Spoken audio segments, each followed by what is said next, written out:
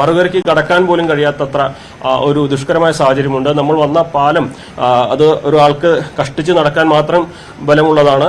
അപ്പോൾ ഇവിടെ ഏറ്റവും പ്രധാനപ്പെട്ട ഇന്നത്തെ രാവിലത്തെ ദൗത്യം ഈ മേഖലയിലേക്ക്, അതായത് നമ്മളിപ്പോൾ നിൽക്കുന്ന മേഖലയിലേക്ക് എക്സ്കവേറ്ററും JCBയും മറ്റ് വലിയ മെഷീനറികളും ഒക്കെ കൊണ്ടുവരിക എന്നുള്ളതാണ്. അതിന് താൽക്കാലിക പാലം നിർമ്മിക്കേണ്ടതുണ്ട്. അത് സൈന്യം അതിനുള്ള നടപടികൾ ആരംഭിച്ചിട്ടുണ്ട്. നമ്മൾ ഇന്ന് രാവിലെ വരുമ്പോൾ തന്നെ അതിന്റെ ഉപകരണങ്ങളെല്ലാം തന്നെ വലിയ ലോറികളിലാക്കി ഇവിടേക്ക് കൊണ്ടുവരുന്നതിന്റെ കാഴ്ചകൾ കണ്ടിരുന്നു. അപ്പോൾ അത് എപ്പോൾ ആ പാലം നിർമ്മിക്കും എന്നുള്ളതാണ് അറിയേണ്ടത്. കാരണം വെള്ളത്തിന്റെ കുത്തൊഴുക്ക്, ഈ ഒരു മേഖലയിലെ കാലാവസ്ഥ, ഇതൊക്കെ തന്നെ ഇതിനെ ബാധിക്കുന്ന ഘടകങ്ങളാണ്. അപ്പോൾ പാലം നിർമ്മിക്കലാണ് ആദ്യ ഘട്ടത്തിൽ ഇന്നത്തെ പ്രധാന ദൗത്യം. ആദ്യ സ്റ്റെപ്പ് അതാണ്. അതിനുശേഷമേ നമുക്ക് യന്ത്രങ്ങൾ ഉപയോഗിച്ചുകൊണ്ടുള്ള തെരച്ചിൽ, രക്ഷാപ്രവർത്തനം നടത്തുവാൻ കഴിയുകയുള്ളൂ. ഇന്നിപ്പോൾ ഈ ഒരു ബെയിലി പാലം ഉള്ളതുകൊണ്ട് ഒരുപാട് രക്ഷാപ്രവർത്തകർക്ക് ഇതിനോടൊപ്പം തന്നെ മുണ്ടക്കൈ ഭാഗത്തേക്ക് നടന്ന് പോയിട്ടുണ്ട്. നമുക്കും ആ ഒരു മേഖലയിലേക്ക് പോകേണ്ടതുണ്ട്. കാരണം കഴിഞ്ഞ ദിവസങ്ങളിൽ ഏറ്റവും അധികം ആളുകൾ കുടുങ്ങിക്കിടന്ന ഒരു പ്രദേശമാണ്. ഈ ഒരു ഉരുൾപൊട്ടലിന്റെ ആദ്യ ആഘാതം ഉണ്ടായ പ്രദേശമാണ്. അപ്പോൾ ആ മേഖലയിലേക്ക് നമുക്കിനി പോകേണ്ടതുണ്ട്.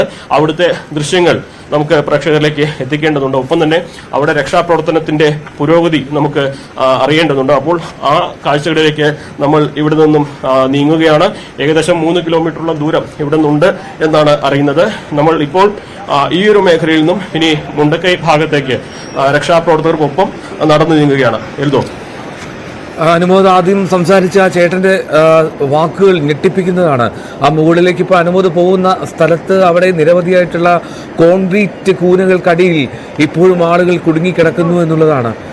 അത് മണിക്കൂറുകൾ എത്രയോ പിന്നിട്ടു, നമുക്ക് അവരിലേക്ക് എത്താൻ സാധിക്കാതെ പോകുന്നു എന്നുള്ളത് ദുഃഖകരമാണ്. അവർക്ക് അതിജീവിക്കാൻ കഴിയട്ടെ ആ വലിയ പ്രതിസന്ധിയെ, ആ വലിയ വിഷമ വൃത്തത്തിൽ നിന്ന് അവർ കടന്നു വരട്ടെ എന്ന് ആഗ്രഹിക്കാം. മാത്രമല്ല, മുണ്ടക്കൈ ഭാഗത്ത് നിരവധിയായിട്ടുള്ള ആളുകൾ അവിടെ കുടുങ്ങിക്കിടക്കുന്നുണ്ട്.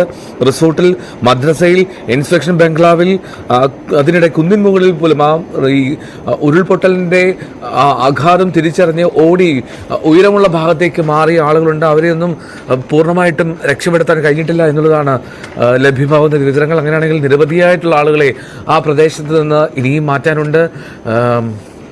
അങ്ങേയറ്റം ഞെട്ടിക്കുന്ന ദൃശ്യങ്ങളാണ്, അങ്ങേയറ്റം കരളലിയിപ്പിക്കുന്ന ദൃശ്യങ്ങളാണ് നമ്മൾ കണ്ടുകൊണ്ടിരിക്കുന്നത്. അതൊരു മനോഹരമായിട്ടുള്ള ഒരു തേയിലത്തോട്ടത്തിൻ്റെ ഭംഗിയിൽ നിന്ന് ഒരു ദുരന്തഭൂമിയുടെ തോരാക്കണ്ണീരിൻ്റെ കാഴ്ചയിലേക്കൊക്കെ മാറിയത് എത്രയോ പെട്ടെന്നാണ്.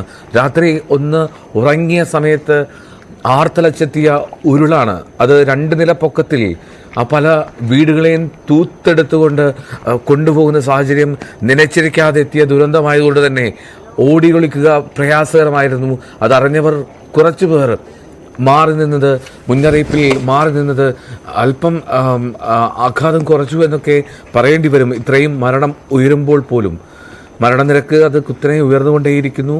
ഇനിയും ഉയരുമെന്നുള്ള സാഹചര്യമാണുള്ളത്. 100 കണക്കിന് ആളുകൾ അവിടെ ഉണ്ട്, കുടുങ്ങിക്കിടക്കുന്നുണ്ട് എന്ന് തോന്നുന്നു. അനുമോദ്, ഇപ്പോൾ നിങ്ങൾ ഈ പോകുന്ന വഴി തന്നെയാണോ ഈ ട്രീ വാലി റിസോർട്ടല്ലേ? ആ റിസോർട്ടും അല്ലെങ്കിൽ മറ്റേ ഇൻസ്പെക്ഷൻ ബംഗ്ലാവും ഒക്കെ അവിടെ നിന്നും ആളുകളെ മാറ്റുന്ന സാഹചര്യമൊക്കെ അത് ആരംഭിച്ചിട്ടുണ്ടോ?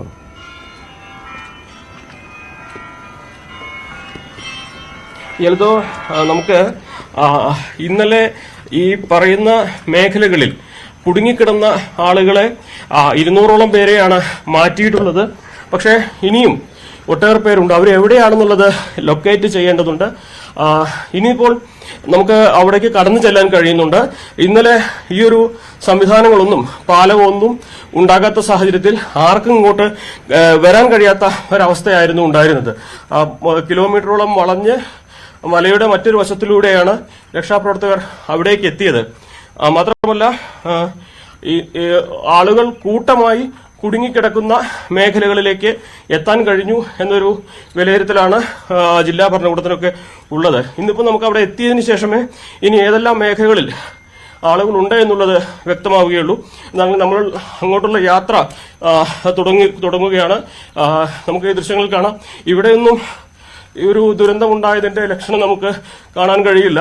പക്ഷേ ഒരു ദുരന്തഭൂമിക്ക് ഇപ്പുറത്ത്, ഈ ഒരു വഴിക്ക് അപ്പുറത്താണ് ഈ ദുരന്തത്തിന്റെ യഥാർത്ഥ കാഴ്ചകൾ എന്നാണ് നമുക്ക് അറിയാനാകുന്നത്. ഇവിടെ അതായത് അനുമോദ് ആ ദുരന്ത മേഖലയിലേക്ക് അനുമോദിന് എത്രമാത്രം നടക്കാനുണ്ട്, എത്ര ദൂരമുണ്ട്?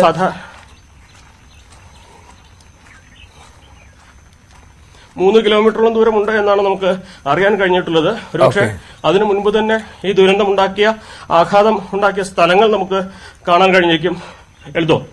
Okay, right. അനുമോദ് അങ്ങോട്ട് പോവുക. അനുമോദ് സംസാരിക്കുക പ്രയാസമാണ്, കാരണം കയറ്റം കയറിയാണ് അനുമോദിന്റെ യാത്ര. അനുമോദ് നീങ്ങുന്നത് അങ്ങനെയാണ്. മാത്രമല്ല ക്യാമറ ടീമിനും എളുപ്പമാകില്ല ഈ കയറ്റത്തിൽ ദൃശ്യങ്ങൾ പകർത്തുക എന്നുള്ളത്. നമുക്ക് അവിടുത്തെ കാഴ്ചകളിലേക്ക്, അവിടുത്തെ രക്ഷാദൗത്യത്തിന്റെ കാര്യങ്ങളിലേക്ക്, അപ്ഡേറ്റുകളിലേക്കൊക്കെ നമുക്ക് മടങ്ങിയെത്താം വളരെ ചെറിയൊരു ഇടവേളയിൽ.